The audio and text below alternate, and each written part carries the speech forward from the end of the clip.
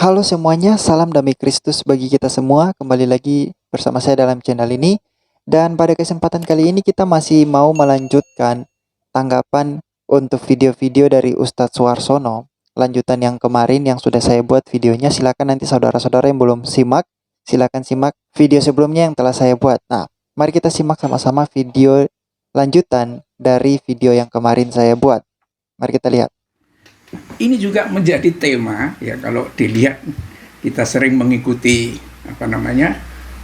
speaker corner ya, Mansur dan kawan-kawannya itu di satu taman Hyde Park, London, sering kali menjadi ajang perdebatan antara dia dengan orang-orang Kristen, khususnya orang ateis dan lain sebagainya, tentang siapa itu Yesus itu. Sebuah survei ya, kecil-kecilan dilakukan di Israel, di Tel Aviv ya, di Yerusalem ya, bertanya kepada orang-orang Israel, siapa itu Yesus? Mereka menjawab, Yesus adalah tokoh sejarah, Yesus adalah pendiri agama Kristen, kata mereka. Tetapi bagi kami dia. Sebentar sebelum kita lanjut, saya ingin menanggapi dulu bahwa yang pertama, untuk menanggapi tentang Yesus adalah pribadi sejarah seperti yang dikatakan oleh beliau tentang salah satu survei kecil-kecilan menurut beliau di kalangan orang Yahudi, dan mereka mengatakan bahwa Yesus adalah pribadi sejarah. Itu sudah saya buat tanggapannya pada video sebelumnya. Nanti silakan saudara simak secara full. Nah, yang kedua, menurut beliau bahwa dalam survei itu ada tanggapan bahwa Yesuslah yang mendirikan kekristenan. Ini bentuk dari memang beliau tidak tahu apa-apa tentang kekristenan. Karena apa? Kekristenan itu bukan dibentuk oleh Yesus Kristus. Atau dengan kata lain bahwa Yesus Kristus tidak mendatangkan agama Kristen, tidak membawa agama. Itu tidak pernah ada di dalam Injil kanonik yang kita percayai sekarang, yaitu Matius, Markus, Lukas, Yohanes. Itu tidak ada sama sekali dalam Injil kanonik bahwa Yesus Kristus membawa agama, apalagi yang menciptakan agama Kristen. Jadi kalau beliau mau berpatokan kepada jawaban orang Yahudi bahwa Yesus Kristus adalah orang yang mendirikan agama Kristen, maka kita sudah tahu bahwa beliau bukanlah orang yang terpelajar. Karena bahkan survei abal-abal pun beliau percaya. Jawaban dari orang Yahudi, beliau percaya. Kekristenan tidak pernah mengakui bahwa Yesus Kristus mendirikan agama Kristen. Nanti silakan saudara baca. Di mana di dalam Injil kanonik Yesus Kristus mendirikan agama Kristen. Muslim tidak akan pernah menemukan hal itu. Dan kalau saudara-saudara kita yang Muslim percaya dengan hal ini, maka sudah dipastikan ya sama seperti beliau, tidak terpelajar sama sekali. Kita lanjut. Hanya seorang tokoh sejarah, bukan nabi. Tetapi mereka menegaskan Yesus itu ibunya adalah orang Yahudi. Itu. Bagi yang lain, Yesus is nothing. Ya, ada yang mengatakan seperti itu. Jadi praktis kalau yang ditanya oleh orang Yahudi, apalagi Yahudi yang cukup konservatif itu, dikatakan ya Yesus itu bukan siapa-siapa. Bahkan dia tidak ingin tahu tentang siapa itu Yesus itu. Ya, tetapi Islam memberikan jawaban yang luar biasa tentang Yesus itu. Ya, Yesus adalah. Nah, sebentar, sebelum lanjut lagi saya ingin katakan bahwa kalau survei itu ditanyakan kepada orang-orang Yahudi, itu tidak bisa menjadi tolak ukur untuk menyatakan kebenaran tentang siapa diri Yesus Kristus. Karena bahkan ada orang Yahudi yang menolak Yesus Kristus sebagai Tuhan dan Juru Selamat. Tapi ada juga orang Yahudi yang menerima Yesus sebagai Mesias atau sebagai Kristus, atau juga dengan kata lain sebagai Tuhan dan Juru Selamat umat manusia.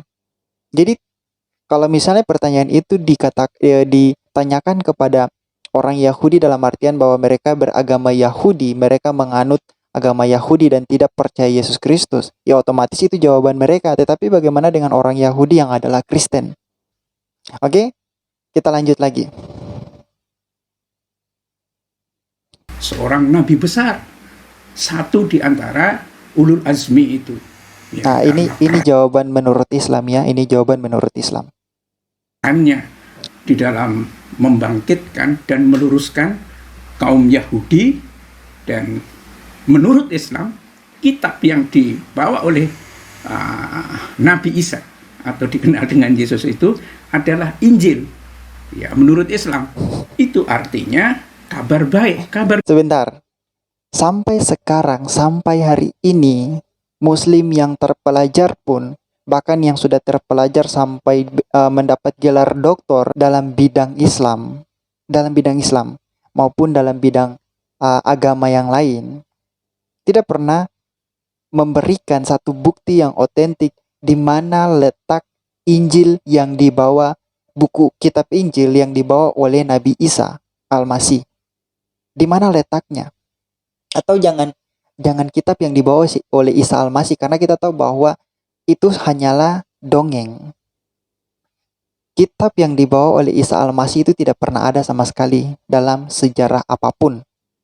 Kita tanya saja di mana kitab Injil yang menurut Muslim Yesus Kristus adalah Isa Al-Masih. Di mana kitab Injil yang dibawa oleh Yesus Kristus? Di mana kitab itu? Bahkan Muslim tidak bisa membuktikan hal itu. Ya, Muslim tidak bisa membuktikan hal itu. Mereka hanya bisa memberikan klaim-klaim omong kosong, lalu mereka menyodorkan itu kepada publik untuk menjualnya sebagai klaim omong kosong, lalu para pengikutnya menyerapnya sebagai sebuah kebenaran. Jadi di mana letak kebenaran Islam? Di mana letak Injil yang dibawa oleh buku Injil yang dibawa oleh Isa Al-Masih atau Yesus Kristus? Itu tidak ada sama sekali. Muhammad bahkan tidak tahu di mana letaknya. Allah pun tidak tahu di mana Injil itu. Allah tidak tahu sama sekali. Jadi janganlah membuat klaim yang tidak berdasar. Oke, jangan membuat klaim yang tidak berdasar. Kita lanjut lagi. Baik tentang apa? Itu adalah kabar baik tentang datangnya Rasulullah Shallallahu Alaihi Wasallam. Jadi menurut beliau bahwa buku atau Injil, kitab Injil yang dibawa oleh Isa Al-Masih atau Yesus Kristus itu adalah sebuah kabar baik tentang kedatangan Muhammad.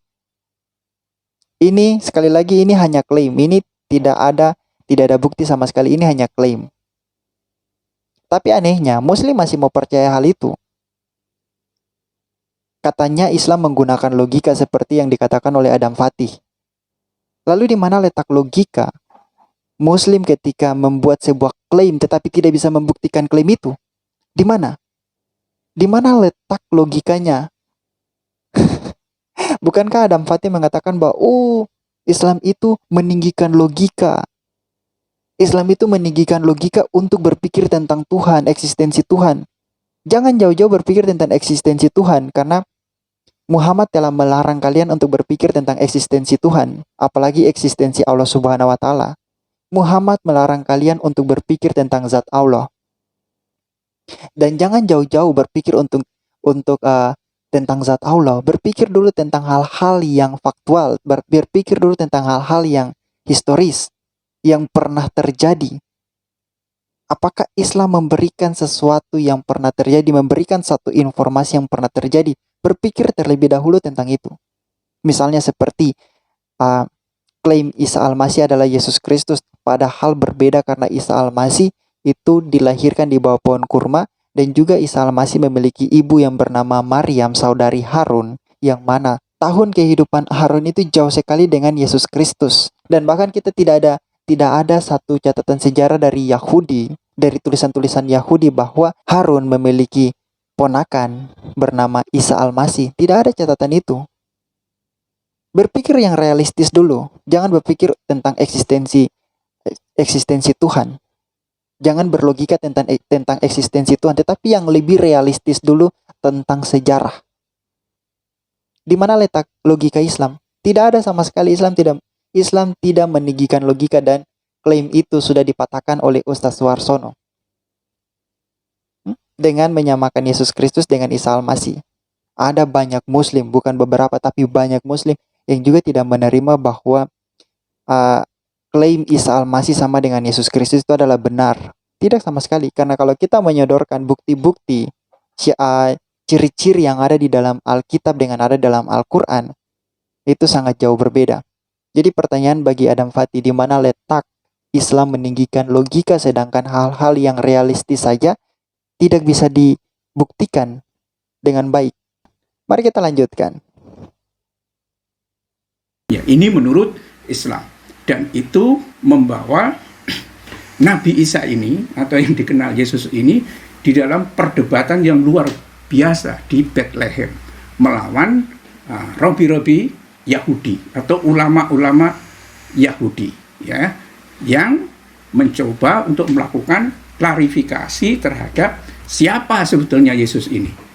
Ya, kenapa itu terjadi? Karena orang-orang awam di Israel pada saat itu, ketika Yesus menunjukkan sejumlah mukjizatnya, ya, mukjizat Nabi Yesus yang disebut dengan mukjizat itu adalah semacam keajaiban begitu, yang atas izin Allah diberikan kepada Nabi. Dan memang apa yang ditunjukkan oleh Nabi Isa ini atau Yesus ini adalah sampai pada tingkat membuat orang itu menganggap, mereka orang awam khususnya ini menganggap bahwa Yesus itu Tuhan. Kenapa bisa sampai disebut bahwa Yesus itu Tuhan? Ya, karena menghidupkan orang yang sudah mati. Dua hal. Yang pertama, beliau mengatakan bahwa Yesus Kristus membuat mujizat itu atas izin Allah Subhanahu wa Ta'ala. Sekali lagi, ini adalah klaim kosong. Karena yang pertama harus kita ketahui bahwa pribadi Allah Subhanahu wa Ta'ala itu berbeda dengan pribadi Tuhan di dalam Alkitab. Berbeda sama sekali. Kita tidak bisa menyamakan bahwa Tuhan dalam Alkitab dengan Tuhan yang ada di dalam Quran itu sama. Dengan contohnya adalah bahwa Tuhan dalam Al-Quran itu mendeklarasikan dirinya sebagai seorang penipu terbaik. Itu Tuhan yang ada dalam Al-Quran. Itu Tuhan yang ada di dalam Al-Quran. Sedangkan Tuhan yang ada di dalam Alkitab itu bukanlah seorang pribadi penipu terbaik. Tuhan dalam Alkitab tidak pernah menipu.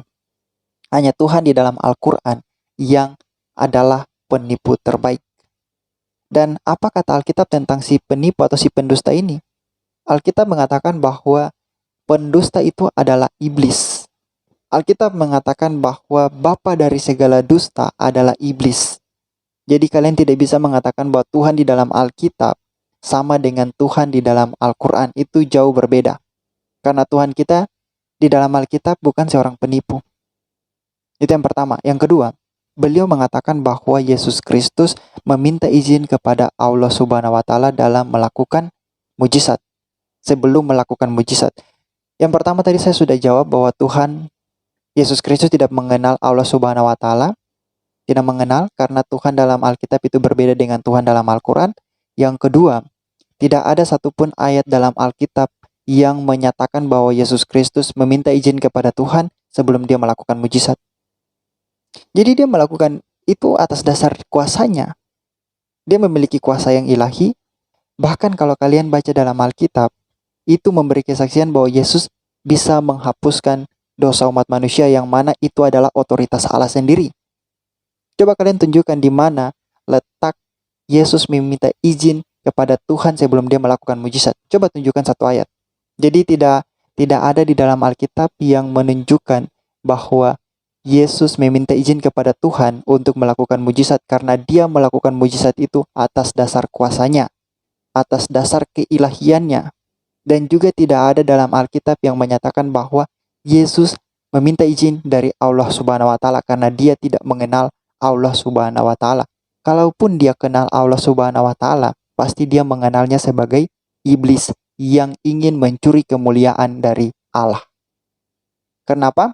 Karena menurut kesaksian Alkitab, iblis adalah pendusta, iblis adalah penipu. Dan itu sesuai dengan kesaksian Al-Quran tentang Allah Subhanahu wa Ta'ala yang adalah penipu. Oke, itu saja yang ingin saya sampaikan. Kita jumpa pada video berikutnya. Tuhan Yesus memberkati.